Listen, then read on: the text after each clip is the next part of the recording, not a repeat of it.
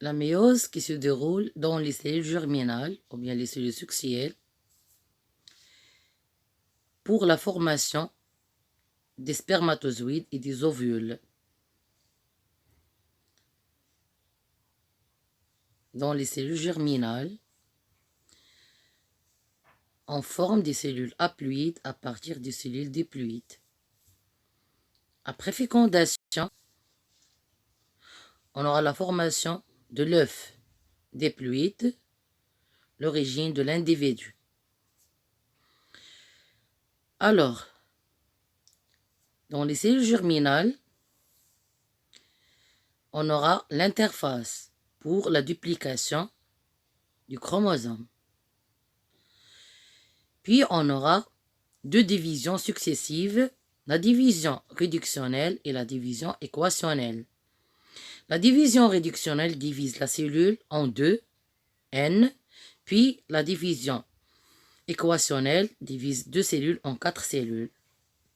Donc on transforme une cellule 2N en 4 cellules N par plusieurs phases. Premièrement, la division réductionnelle qui se débute toujours par la prophase 1. Alors, dans la prophase 1, on aura la formation du chromosome en X. Ici, on a une cellule de N égale à 4. Voici la formation du chromosome.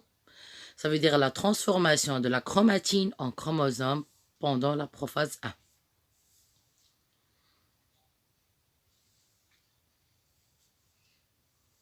Voilà la formation du chromosome. Donc, de N égale à 4. Chaque chromosome est formé de 2 chromatides avec un centromère. La division de centrosome en 2 astères avec la formation de microtubules et la formation des tétrades. Donc, les tétrades, on a crossover, ou bien le brassage intrachromosomique qui permet le changement de matériel génétique entre les chromosomes homologues.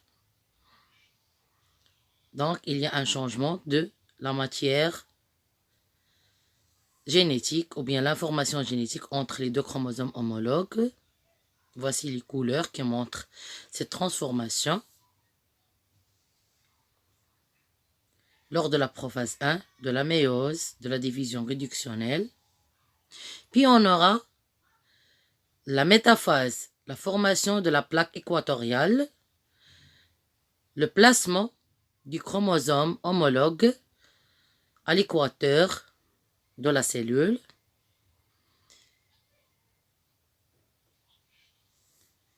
Avec la formation de fuseaux achromatiques qui est formé de microtubules qui ont le rôle de séparation du chromosome homologue. Voici la fixation de fuseaux achromatiques sur les chromosomes et le déplacement du chromosome vers les deux pôles de la cellule, c'est l'ascension polaire ou bien la migration polaire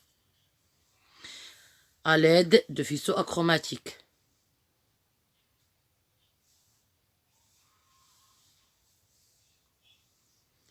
Puis, on aura la télophase 1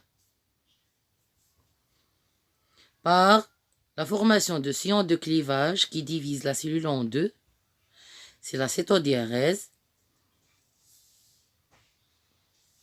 Puis la formation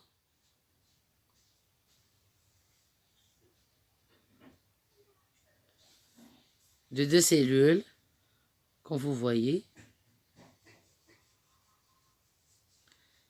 Directement, on aura la deuxième division équationnelle qui ressemble à la mitose, comme les étapes de la mitose. Alors, la prophase par la formation de faisceaux achromatiques et les astères, puis la métaphase 2, les chromosomes sont perpendiculaires et sont placés à l'équateur de la cellule.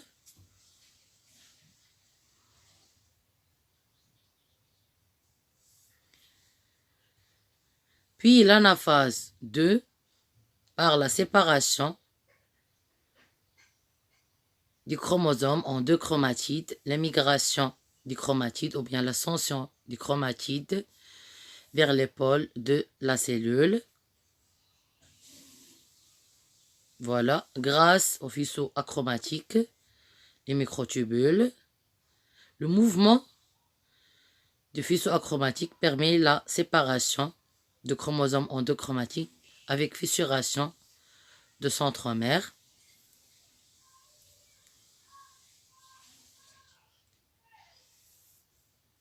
Puis la division de chaque cellule en deux pour qu'on aura 4 cellules haploïdes formant les gamètes, bien sûr.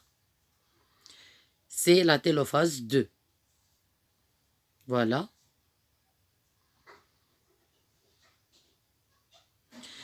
Avec la cytodiarèse, la division du cytoplasme et la formation de la membrane nucléaire et de nucléoles, ce qui forme les 4 gamètes haploïdes